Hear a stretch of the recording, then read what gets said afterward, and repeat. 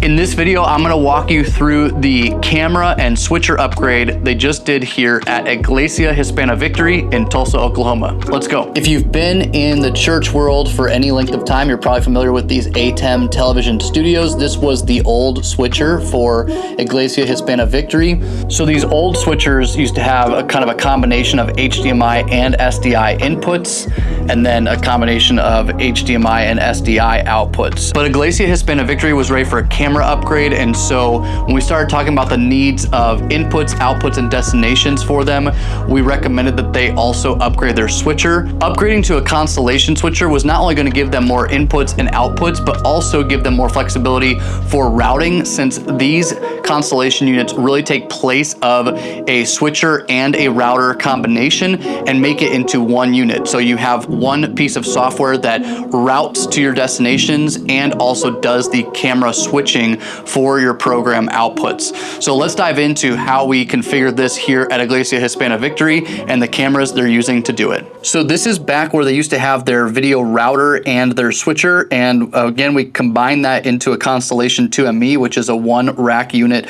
piece of equipment. We've been loving these. They are awesome, and they just take up way less rack space than the old routers used to, and you can route all of your cable into one unit, which keeps it simpler. And so we're using SDI. The Constellation is an SDI camera switcher and router, so you want to make sure you have good cable. This is just a bunch of service loop that they have, and in the future they'll kind of tidy up this back rack space. But for most churches, we love recommending and have used Belden 1694 cable. So this is a good SDI cable for your camera needs and for connecting things like your Decklink Duo to your switcher. And then we also recommend using the 1694 HD connectors. These guys, for most cameras and most inputs coming from a graphics card like a Decklink Duo, these are plenty sufficient. Ultimately, you want to be sure that you're getting the right cable for your length of run, but for most churches, this 1694 does great. And it's also nice because it's stiff enough that you're not worried about snapping it when you're running it up drop ceiling or through walls to get to your destination, but it's flexible enough that it's not so dense that you can't bend it a little bit to get it where you need it to go. So ultimately, we love this cable, and we've been using it for a lot of the installs we've been doing. It's a great recommendation. Belden 1694 with the Belden 1694 HD connector. So in the broadcast room, they're using the ATEM Software Control, and we're connecting it with a Stream Deck, and we're using this to operate our ME units. So you can see that we have two multi-views up here. This is the benefit of having a 2ME switcher, is that you have one output that can be used for your in-the-room graphics and one output that can be used for your broadcast or your live stream. They do run side screens in their room, and so they do IMAG on those side screens during their services, and so they do want a separate cut for what people see in the room.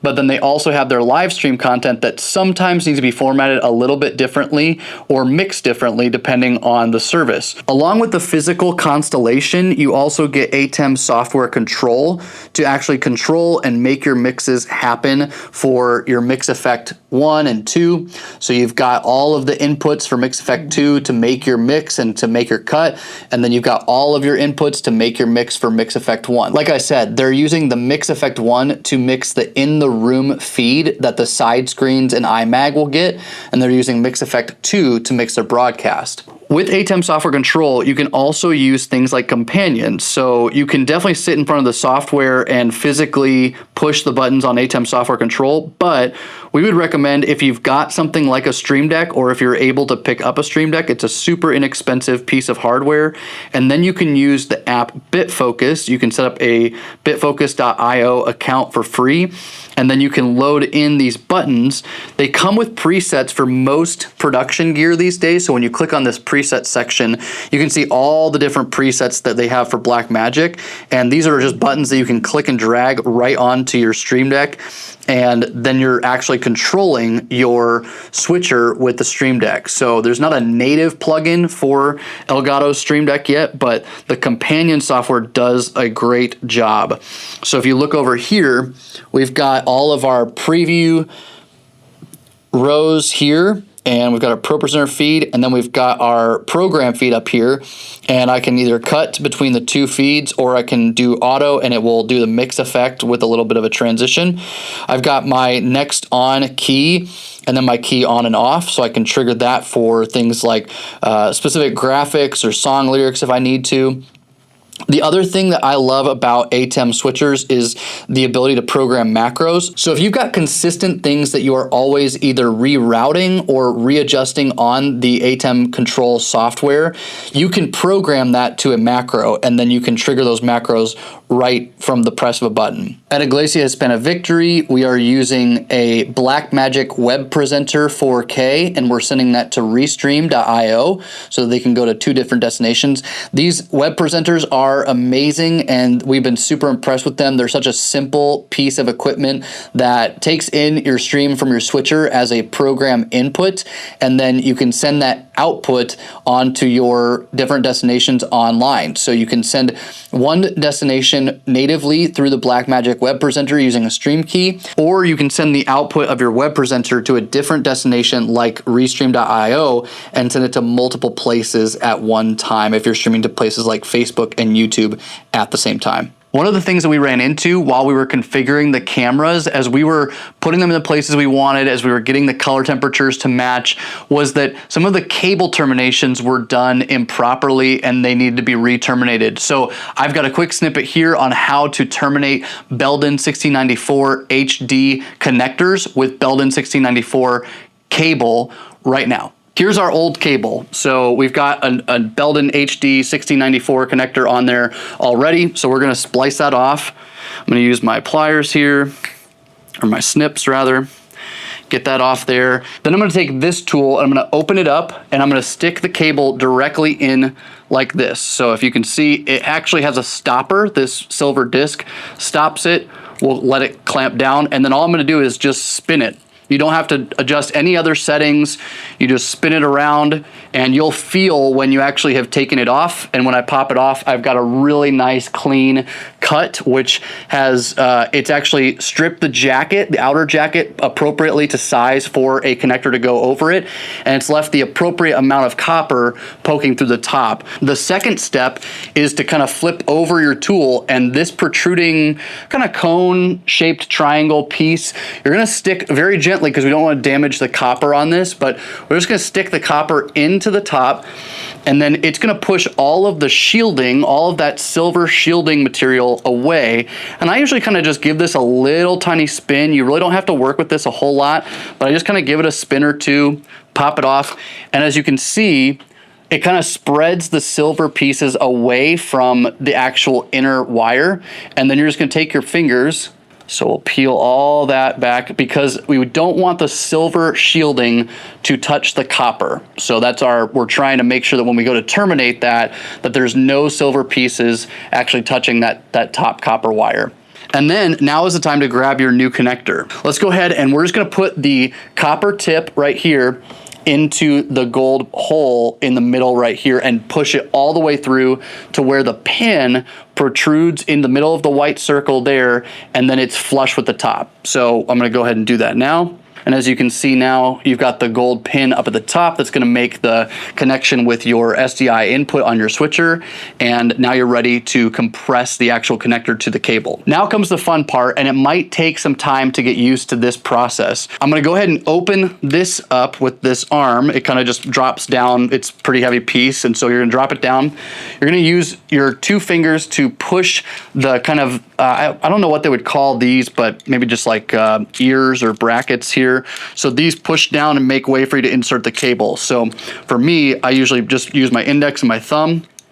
I'll push the cable in there, and you can see it's kind of free flowing right now. It's not really attached to anything. I'm gonna go ahead and push it up until it goes into that black piece. So now you can see as I pull the cable, it actually is pulling the arm here as well. So go ahead and make sure it's snug and that you've got it, you know, solidified in that black piece of plastic. When you tug on it, it's not going anywhere. And then you're just gonna use your force, your kind of muscles, to actually squeeze that handle. And I usually have to use 2 hands because it is pretty tough. And now it's done. So now I can pull back my ears or my bracket right there and then pop this out. And the way I kind of look at it, and you can always carry a BNC tester with you to make sure that, you know, both ends are done properly, you're sending signal, but I also just like to give it a quick tug. You know you've done a good compression job if you can tug on this top piece of these specific connectors and it doesn't come off, you don't see any wiggling happening down here, and now you're ready to plug this into your camera or to your switcher. Again, we'll link all of those tools in the description so you can pick it up for yourself if you're considering doing an upgrade, or you can reach out to our team to help you in the process. So here we are in the sanctuary for Iglacia Hispanic Victory, and we are in the midst of making some programming adjustments. And so you can see they have a center LED wall, and then they have two side screens left and right for IMAG. So let's kind of show you around at the new cameras that they purchased, and let's dive in. So let's start with camera number 1 first. This is the Blackmagic Studio Pro Generation 2. So this is a great camera. I seriously don't know if there's a better bang for your buck on what you get from this camera for the price point. So you can see we've got tally light, we've got a micro 4/3 lens on the front, and then these cameras are awesome because you can send and receive data over SDI. So we have, first of all, our SDI out from the camera going into our switcher, but then we also have an output cable from our switcher going back into the camera, and that's what allows it to receive a tally signal as well as camera control at the ATEM Software Control. Having camera control at the ATEM Software Control computer is not necessary, but is definitely a nice feature to have when it comes to programming or preparing for a service, as well as in the middle of a service. It can be nice to have the convenience of controlling some of these parameters with software rather than having a volunteer who might be intimidated to make a mission critical change like something with a camera in the middle of a service. So you can adjust basically everything from shutter speed to gain and ISO and your white balance and your tint, all from the ATEM Software Control. And again, you can leverage the Stream Deck to help you make some of those changes in the moment quickly and efficiently. Moving on to camera number 2 is the Blackmagic Micro Studio 4K Generation 2. And these guys are such fun little stage cams. They are so compact and they don't take up hardly any room as a camera body, but you can move them around and really use them flexibly to get certain looks. I like them for keys rigs or keys cams, maybe even a drum cam here or there. A couple things to note about the Micro Studios is they take micro SDI connections. So if you are planning on doing camera control with the ATEM software for this camera, I would get these adapters so that you have the right cable connections. If you are configuring a camera like this, I do recommend that you have a display somewhere accessible so you can put the output of this camera onto that display and you can see the menus, because you can tell there is no viewfinder or display here on the camera. So what we did was we came in and put the output up onto this LED wall, and then we could see all the menu settings up on the screen and dial in the image the way we like. So again, these are awesome little cameras. John wants to mount these cameras in a couple different places, so we're thinking a little bit of an upshot up here that kind of spans across the stage. Really cool look to get both the backline and the worship leaders in this shot from a side point of view. But you can get creative. You could hang these from a ceiling point. You could rig these kind of behind a keys rig, or you could put them in a drum booth or a drum enclosure. These are super versatile cameras. And this Micro Studio has an Olympus 12 to 100 millimeter micro 4/3 lens on it. This gives them tons of flexibility on how they want to use this camera on stage.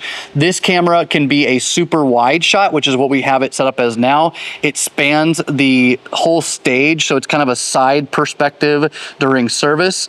And then they can, if they want to use this in a different perspective, but they need the zoom flexibility, they can use this lens to do so. Moving on to camera number 3 and 4, we are up in the loft area, so you can see we've got some seating up here. So camera number 3 and camera number 4 are the exact same camera as camera number 1 at front of house. So we've got the Blackmagic Design Pro Studio 4K, and this camera has the Lumix 75 to 125 millimeter micro 4/3 lens, and they've got the zoom and focus control on the handle here so that their operators can easily dial in the settings of the camera without having to reach around to the front of the lens. If you're going to use one of these studio cameras, I would highly recommend investing in the focus and the zoom control, because reaching around the body with the viewfinder and with the display on this camera is a little bit intimidating, and I would hate to bump that in a mission critical moment. So having the controls right here on the arm handle is super helpful. And camera number 4, last but not least, is our wide shot. So this is a Lumix 14 to 42 millimeter micro 4/3 lens. This is an awesome look. It gets a super wide shot of the room. So when we were dialing in that wide shot earlier, I thought it was super cool, because with that wide shot, you basically can almost see the entirety of the floor seating area. And so it gives it a really cool kind of upper deck view of the whole congregation interacting in worship. And it's really simple. It's the same camera as we have as camera 1 and 3, and it just has a wider lens on there for the micro 4/3 mount. Again, this camera also has the zoom and the focus pull control by Blackmagic on there. This is a great bang for your buck as well. So everything you saw in this video, including all 4 new cameras, the new lenses, and the zoom and focus control from Blackmagic, all adds up to just around $18,000. So if you're looking for a great budget system, these studio cameras and the micro 4/3 lenses that go with them are super good for budget upgrades in worship. So these cameras get great images right out of the gate. Turning them on and configuring them took really no time at all, and it immediately improved the image of their broadcast. One other piece of infrastructure upgrade that they made in this process was improving their front wash. So they already had a couple fixtures up front, but they added some Pro Wash Max Pro Church Lights fixtures up there to help kind of get better skin tone, better color on their key light, which again is going to help their broadcast image from their new cameras. A huge shout out to John and the folks here at Iglacia Hispanic Victory. This church is awesome to watch what's happening with, and we're so excited for the upgrade that they made in their visual experience, both in the room and online, with such a simple and straightforward process, and even coming in at such a great bang for your buck when you're getting 4 new cameras, all for under $20,000 with lenses and controls included. If you're interested in working with our team or having our team come alongside you in this season of ministry to help you accomplish your goals, you can reach out at churchfront.com/apply. Click the link in the description below, and you'll be able to schedule a free call with one of our coaches who will help you assess some of your goals, talk through timelines and the needed steps to accomplish those goals, and how our team can help. Don't forget to like this video and subscribe to the channel so you don't miss out on future videos, and leave us your questions in the comments. We had a lot of great time with these Blackmagic Studio cameras and the Micro Studio camera. So if you have questions about how they work or your setup and getting a new switcher integrated to your system, feel free to leave your questions in the comments. We'd love to help out. Thanks for watching. We'll catch you guys next time.